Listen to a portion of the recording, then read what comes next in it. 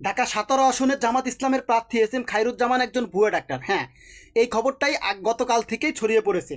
তারেক রহমান যখন গতকালকে করাইল বস্তিতে ফ্যামিলি কার্ড এবং করাইল বস্তিবাসীকে ছোট ছোট ফ্ল্যাট দেওয়ার আশ্বাস দিচ্ছিলেন, তখনই বাংলাদেশের গণমাধ্যম একটা খবর ছড়িয়ে পড়েছে। সেটা হলো ডাক্তার এস এম খায়রুজ্জামানের একজন ভুয়া ডাক্তার, এরকম একটি খবর বাংলাদেশের মাঠে ছেড়ে দেওয়া হয়েছে।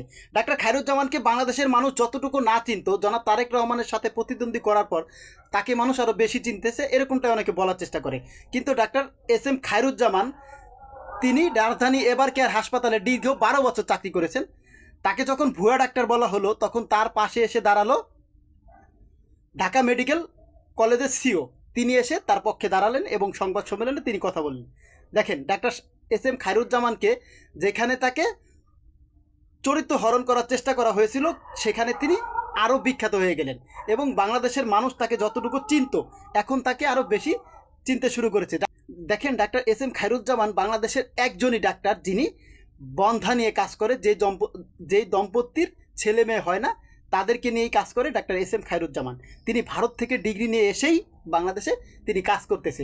তিনি দীর্ঘ 12 বছর কাজ করেছেন রাজধানী এবার কেয়ার হাসপাতালে। চিন্তা করেন, যে রাজধানী এবার কেয়ার হাসপাতালে চাকরি করে তার ডিগ্রি ভুয়া হতে পারে?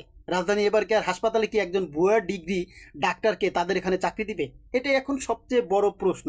তাকে ছোট বানাতে গিয়ে তাকে এখন বড় বানিয়ে ফেলেছে বর্তমান মিডিয়ারা। যে মিডিয়া অপপ্রচার চালাতে গেছে, কিন্তু আল্লাহর রহমতে তিনি আরও পপুলার হয়ে গেছেন।